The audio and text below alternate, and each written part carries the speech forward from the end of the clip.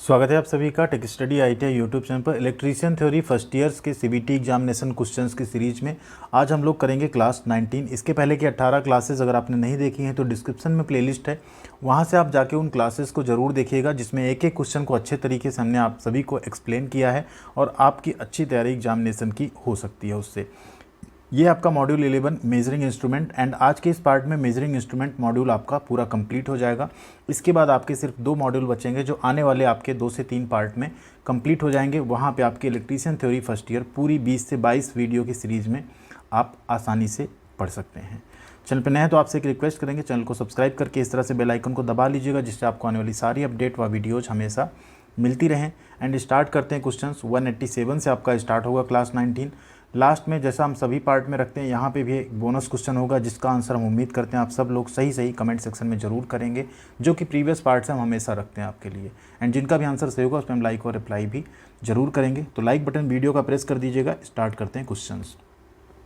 पहला क्वेश्चन यहाँ पे देखिए, what the name of the instrument.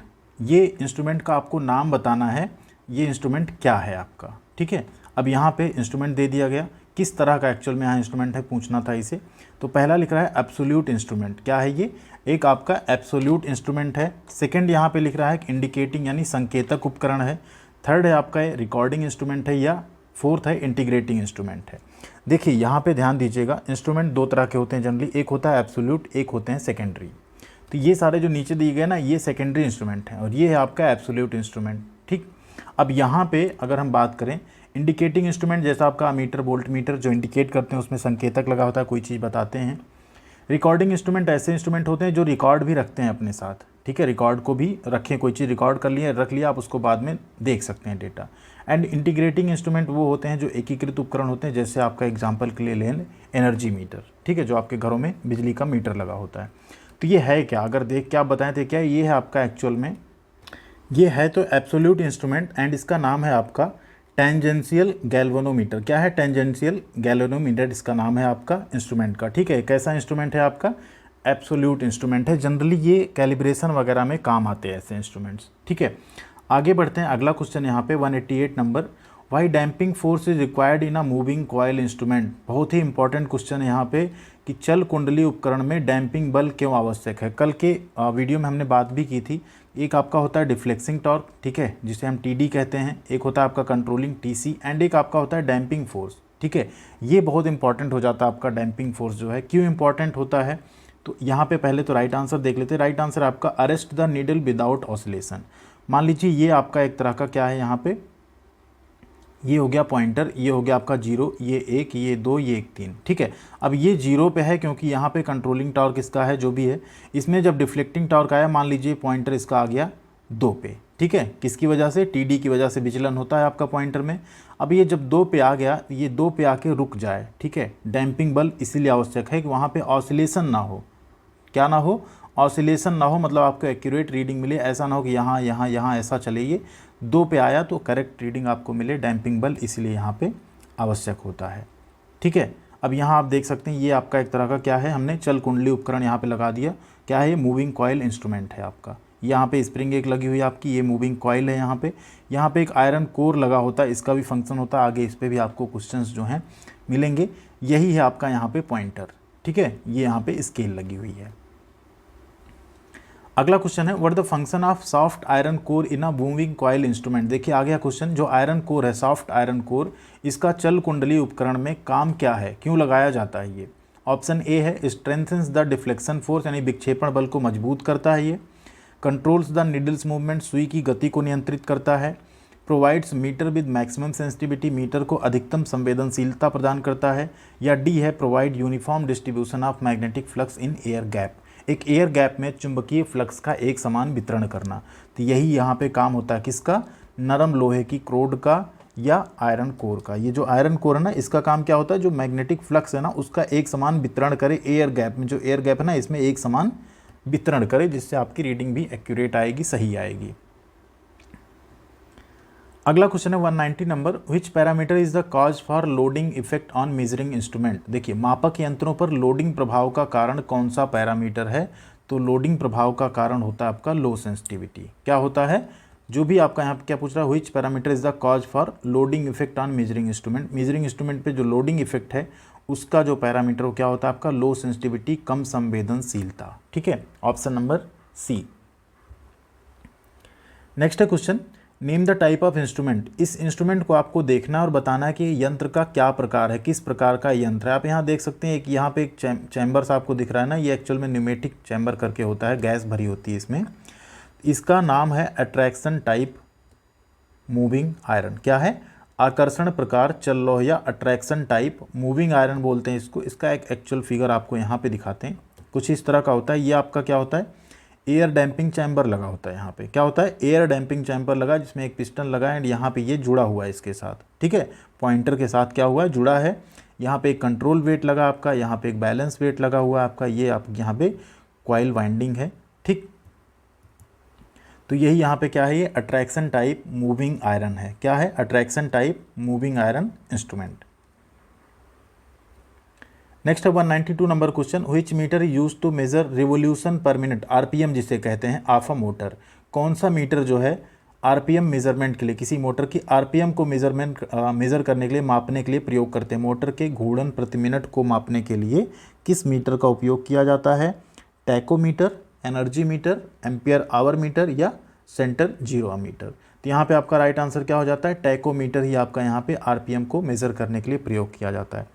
Energy meter आपके घरों में लगे होते हैं। ठीक है, एम्पियर आवर मीटर से जनरली बैटरी के केस में यूज किया जाता है। अगला क्वेश्चन है 193 number, how to identify the moving iron type instrument. Moving iron type का जो उपकरण है उसकी हम पहचान कैसे करेंगे। देखिए, एक होता है आपका मूविंग आयरन टाइप और एक होता है आपका मूविंग कॉइल टाइप। क्या होता है, moving iron and moving coil. तो जो मूविंग आयरन है आपका एसी डीसी दोनों पे काम करता है एंड मूविंग कॉइल आपका किस पे काम करता है, सिर्फ डीसी पे। तो जो चीज़ एसी डीसी दोनों पे काम कर रही है, यूनिवर्सल है, उस केस में क्या होगा, उसका कोई टर्मिनल नहीं होगा, उसमें कोई पोलरिटी नहीं होगी, यानी यहाँ पे कोई टर्मिनल मार्किंग नहीं होगी। किसमें, मूविंग आयरन के केस में। उसी यहाँ अगर मूविंग कॉइल टाइप में जाएंगे, क्योंकि वो डीसी में, तो उसमें प्लस माइनस की मार्किंग हमें करनी पड़ेगी। ठीक है, तो राइट आंसर क्या हो गया आपका, ऑप्शन नंबर ए। चल लौह प्रकार के उपकरण की पहचान यह है कि उसमें कोई टर्मिनल मार्किंग जो है नहीं रहेगी। अगला क्वेश्चन है, which is an absolute instrument. इसमें से एक निरपेक्ष उपकरण कौन सा है, एब्सोल्यूट इंस्ट्रूमेंट कौन सा है। अभी पीछे पहले क्वेश्चन में हम लोगों ने बात की थी, कौन सा है ये, जो टेंजेंट गैल्वेनोमीटर या टेंजेंशियल गैल्वेनोमीटर बोलते हैं, वही यहाँ पे आपका राइट आंसर है। एमीटर आपके क्या है, इंडिकेटिंग इंस्ट्रूमेंट है। वोल्ट मीटर इंडिकेटिंग इंस्ट्रूमेंट है। एनर्जी मीटर आपका क्या है, इंटीग्रेटिंग इंस्ट्रूमेंट है यहाँ पे। ठीक है, ये है आपका टेंजेंट गैल्वेनोमीटर। अगला क्वेश्चन है, which force produces movement of pointer in an indicating instrument. देखिए, फिर से क्वेश्चन रिपीट हुआ है, प्रीवियस पार्ट में भी ऐसा एक क्वेश्चन था, थोड़ा सा घुमा के पूछा है। कौन सा बल एक संकेतक उपकरण में सूचक की गति पैदा करता है, मतलब जो पॉइंटर है ना उसको गतिशील करेगा, जीरो से आगे या कहीं से भी आगे बढ़ाएगा। तो कौन होता है आपका, डिफ्लेक्टिंग फोर्स। कौन होता है, option number B, deflecting force. Question number 196 है, what is the function of integrating instrument. एकीकृत उपकरण का क्या कार्य है। इंटीग्रेटिंग जो इंस्ट्रूमेंट होंगे उनका काम क्या होता है। डिस्प्ले द क्वांटिटी, मतलब क्वांटिटी को शो करना। इंडिकेट्स द क्वांटिटी, क्वांटिटी का संकेत देना। रजिस्टर्स द क्वांटिटी, मात्रा को दर्ज करना। या मेजर्स द क्वांटिटी, मात्रा को मापना। तो देखिए, जो भी इंटीग्रेटिंग इंस्ट्रूमेंट होते हैं ना उनका काम होता है रजिस्टर्स द क्वांटिटी, क्वांटिटी अपने अंदर वो दर्ज करके रखते हैं। जैसे आपके यहाँ घरों मीटर होता है ना, उसमें दर्ज रहती है ना कितनी बिजली आपने यूज की, आता है लेने वाला बिजली का बिल, वो वहाँ पे देख लेता है एंड पता चल जाता है, उससे आपका बिल आ जाता है। अगर वही अमीटर वोल्ट मीटर हो तो उसमें क्या रहेगा, सिर्फ बताएगा हाँ इतना वोल्ट है, इस टाइम पे इतना एम्पियर है, उसे कोई रिकॉर्ड करके नहीं रखेगा किस टाइम पे कितना क्या था। ठीक है, तो यहाँ पे क्या होता है, इंटीग्रेटिंग इंस्ट्रूमेंट जो होते हैं वो रजिस्टर करते हैं क्वांटिटी को, मात्रा को अपने अंदर दर्ज रखते हैं। 197 नंबर क्वेश्चन है, which position an instrument using gravity control reads accurately. गुरुत्वाकर्षण नियंत्रण का उपयोग करने वाला एक उपकरण किस स्थिति में सटीक रूप से पढ़ता है। तो प्रीवियस पार्ट में भी ये क्वेश्चन था, गुरुत्वाकर्षण जहाँ भी आ रहा है, ग्रेविटेशनल फोर्स आ रहा है, जो भी अगर वहाँ कोई वेट होगा तो कैसे काम करेगा, हमेशा नीचे की तरफ। ठीक है, तो यहाँ पे राइट आंसर हो जाएगा वर्टिकल पोजीशन। हमेशा सिर्फ और सिर्फ किस में काम करेगा, वो वर्टिकल पोजीशन में जो है काम करेगा, उसे आप तिरछा या ऐसा वैसा नहीं लगा सकते हैं। अगला क्वेश्चन है 198 number, which quantity is measured by an electrodynamo type instrument. काफ़ी इंपॉर्टेंट क्वेश्चन है ये। एक इलेक्ट्रोडायनेमो प्रकार के उपकरण द्वारा किस मात्रा को मापा जाता है। तो ध्यान दीजिए, इलेक्ट्रोडायनेमो प्रकार से हमेशा हम एसी या डीसी पावर को नापते हैं, शक्ति को नापते हैं।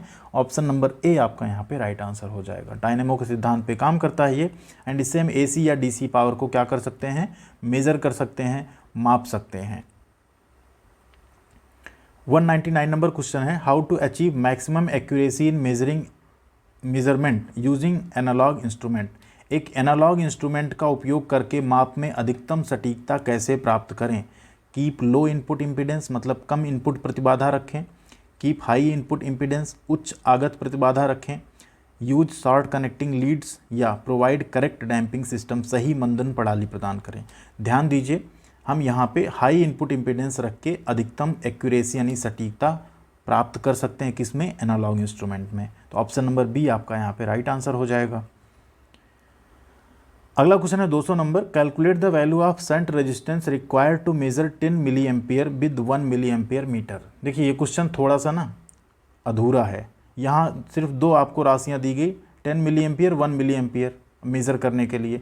अब यहाँ शंट रेजिस्टेंस रिक्वायर्ड पूछ रहा है। शंट रेजिस्टेंस आपको पता है ना, जो शंट वाला के उसमें दो आपके प्रतिरोध होते हैं, ठीक। तो आपको एक प्रतिरोध का अगर मान यहाँ पता होगा तभी आप इस वैल्यू को निकाल पाएंगे, ठीक है। आपको एक प्रतिरोध का यहाँ मान कम से कम पता होना चाहिए। तो वो यहाँ पे एक्चुअल में दिया नहीं गया, उसका मान यहाँ पे दिया गया RM इज इक्वल टू क्या है, 27 ओम, ठीक है। मान कितना दे दिया गया, 27 ओम। आपको निकालना क्या है, आपको R शंट निकालना है, ठीक। शंट प्रतिरोध का मान निकालना है। तो फुल फॉर्म होता है, फुल फॉर्म कह रहे हैं, फॉर्मूला होता है आपका R shunt is equal to RM upon M-1। अब M यहाँ पे क्या है, तो M इज इक्वल टू हो जाता है आपका, ठीक है, जो आपको धारा यहाँ पे दी गई है ना, यहाँ पे आपको धारा का मान दिया गया है। कितना दिया गया है, 10 milliampere and 1 milliampere. तो I का मान यहाँ पे सबसे पहले हम लोग क्या करते हैं, निकाल लेते हैं। I इज इक्वल टू हो जाता है M इज इक्वल हो जाता है I अपान IM। I का मान कितना है, 10, एंड IM का मान कितना है, 1। तो 10/1 करेंगे कितना आएगा, 10 आएगा। नहीं, M का मान हमको मिल गया 10। अब फार्मूला क्या था, R shunt is equal to था RM अपान M-1। RM का मान कितना दिया गया, 27। M का मान आया 10, में से 1 गया 9। 27/9 आप कर दीजिए, कितना आ रहा है आंसर, 9 त्रिक 27। तो 3 ओम आपका राइट आंसर हो गया, ठीक है। क्या हो गया, 3 ओम आपका यहाँ पे राइट आंसर हो गया। वैसे भी आप डायरेक्ट 3 ओम लगा सकते थे, क्योंकि बाकी ऑप्शंस में W भी साथ में दे दिया गया है, बट फिलहाल फार्मूला आपको पता होना चाहिए, ठीक है। तो 3 ओम आपका यहाँ पे राइट आंसर हो जाएगा। ये 200 क्वेश्चंस तक में आपका क्या हुआ, अभी मेजरिंग इंस्ट्रूमेंट वाला जो पार्ट था वो कंप्लीट हुआ। अब इसके बाद डोमेस्टिक अप्लायंसेस आपका एक पार्ट बचता है, एंड उसके बाद का मॉड्यूल बचता है, जो कि आने वाले 3 पार्ट में आपका खत्म हो जाएगा। 3 क्लास में पूरी क्लासेस आपकी जो पूरे क्वेश्चन हैं खत्म हो जाएंगे। बारी आ गई बोनस क्वेश्चन की, जिसका आंसर आपको करना कमेंट बॉक्स में। बहुत इंपॉर्टेंट क्वेश्चन है। Which material use to make control spring in measuring instrument. मापने वाले उपकरणों में नियंत्रण स्प्रिंग बनाने के लिए किस सामग्री का उपयोग किया जाता है। स्टील का, सिल्वर का, टिंड कॉपर का, या फॉस्फर ब्रॉन्ज का। जो भी राइट आंसर आप लोग कमेंट करके बताइएगा। वीडियो को लाइक व शेयर जरूर कीजिएगा। चैनल को सब्सक्राइब अभी भी नहीं किया तो प्लीज़ करके बेल आइकन को दबा लीजिएगा, जिससे आने वाली सभी तरह की अपडेट, इन्फॉर्मेशन, पढ़ाई की वीडियो सब कुछ आपको इस चैनल की मिलती रहेंगी। थैंक यू वेरी मच, ख्याल रखिएगा अपना। मिलते हैं अगली अपडेट के साथ अगले वीडियो में।